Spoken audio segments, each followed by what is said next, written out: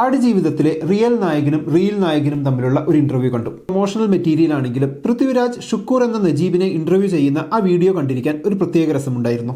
സുഖം എന്ന് പറയുമ്പോൾ ഇപ്പോഴത്തെ ചില ഇന്റർവ്യൂസിലെ പോലെ പേഴ്സണൽ സ്പേസിൽ വലിഞ്ഞു കയറി അച്ഛനെയാണോ അമ്മയെയാണോ കൂടുതൽ ഇഷ്ടം, മൂത്ത മരുമകളെയാണോ ഇളയ മരുമകളെയാണോ കൂടുതൽ ഇഷ്ടം, ആരാണ് കൂടുതൽ പോരടിക്കുന്നത് തുടങ്ങിയ ടൈപ്പ് പരദൂഷണ ഇന്റർവ്യൂസ് കാണുമ്പോൾ കിട്ടുന്ന സുഖമല്ല ഉദ്ദേശിച്ചത്. ഒരു വലിയ ദുരിതത്തിലൂടെ കടന്നുപോയ ഒരു മനുഷ്യനോട് ആ ദുരിതത്തെക്കുറിച്ച് എങ്ങനെ സഹാനുഭൂതിയോടെ എക്സ്പ്ലോയിറ്റേഷൻ എന്ന ആക്രാന്ത ചിന്തയില്ലാതെ ചോദ്യങ്ങൾ ചോദിക്കാം, എങ്ങനെ അയാളെ കംഫർട്ടബിൾ ആക്കി വെക്കാം എന്നതൊക്കെ കാണിച്ചു തരുന്ന ഒരു ഇന്റർവ്യൂ ആയിരുന്നു അത്.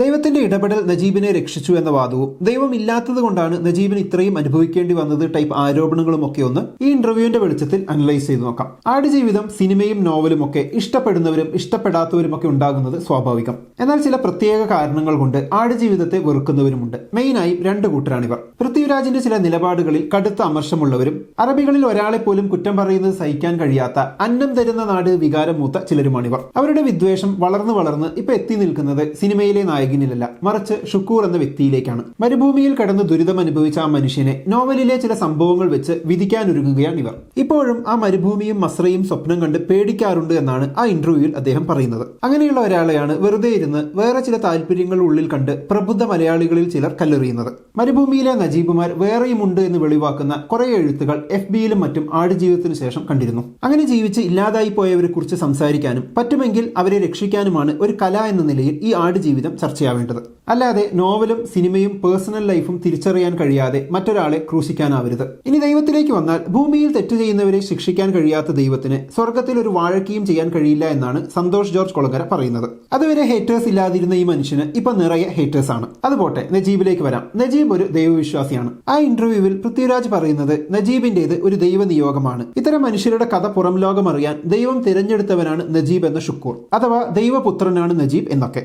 സിനിമയിലും ഈ ഒരു വിശ്വാസത്തെ കാണിക്കുന്ന രീതിയിലാണ് അവതരണം. ഒരു വലിയ ദുരന്തത്തിലൂടെ കടന്നുപോയ ഒരു വ്യക്തിക്ക് തന്റെ ജീവിതത്തിലെ ആ ദുരന്തത്തെ പിന്നീട് ഇങ്ങനെ നോക്കിക്കാണുമ്പോൾ, അതായത് ദൈവനിയോഗം എന്ന രീതിയിൽ നോക്കിക്കാണുമ്പോൾ ഒരു ആശ്വാസം ലഭിക്കുമെങ്കിൽ ആ ഒരു വിശ്വാസത്തെ ആ നിമിഷം ചോദ്യം ചെയ്ത് അയാളെ ഡിഫൻസീവ് മോഡിലാക്കേണ്ട ഒരാവശ്യവുമില്ല. ലോകത്തിങ്ങനെ പിടിച്ചുകൊണ്ടുപോയി തടവിൽ പാർപ്പിച്ച് അടിമകളാക്കി തങ്ങൾക്ക് വേണ്ടത് ചെയ്യിക്കുന്ന മനുഷ്യരുടെ ഒരുപാട് കഥകളുണ്ട്. പല സൈക്കോകളുടെയും ബേസ്മെന്റിൽ വർഷങ്ങളോളം കഴിയേണ്ടി വന്ന സ്ത്രീകളുടെ കഥകൾ പിന്നീട് സിനിമകളായിട്ടുണ്ട്. തിരിച്ചു വരാൻ കഴിയാതെ ക്രൂരത മുഴുവൻ അനുഭവിച്ച് മരിച്ചവരും അനേകം. ആ ക്രൂരത മുഴുവനും അനുഭവിക്കേണ്ടി വന്നവർ നിഷ്കളങ്കരായ മനുഷ്യരായിരുന്നിരിക്കണം. ഒരു തെറ്റും ചെയ്യാത്തവർ ഇത്ര ക്രൂരതകൾ അനുഭവിക്കേണ്ടി വന്നതും തെറ്റ് ചെയ്തവർ, ഉദാഹരണത്തിന് ഈ അർബാബിനെ പോലുള്ളവർ ഈ ജീവിതത്തിൽ വലിയ ശിക്ഷകളൊന്നുമില്ലാതെ സുഖമായി ജീവിക്കുന്നതും ദൈവ പദ്ധതി എന്നതിനേക്കാൾ ഈ ലോകത്തിൽ അങ്ങനെ ദൈവികമായ ശിക്ഷാ പദ്ധതി ഒന്നുമില്ലെന്നും ഒക്കെ മനുഷ്യർ ഉണ്ടാക്കുന്നതാണെന്നുമുള്ള ഒരു തിരിച്ചറിവിലേക്ക് എത്തിക്കേണ്ടതാണ് ലോജിക്കലി ചിന്തിക്കുമ്പോൾ. പക്ഷെ ആ ചിന്ത നിരാശ തരുന്ന ഒന്നായതുകൊണ്ട് അതിനെ എങ്ങനെയെങ്കിലും വളച്ചൊടിച്ച് ഇത്തിരി സന്തോഷം തരുന്ന ഒന്നിലേക്ക് എത്തിക്കാനാണ് നമുക്കിഷ്ടം. ദൈവചിന്ത കൊണ്ട് മാത്രം ഇത്തരമൊരു അവസ്ഥയിൽ പിടിച്ചു നിന്നവരും ഉണ്ടായിരുന്നിരിക്കണം.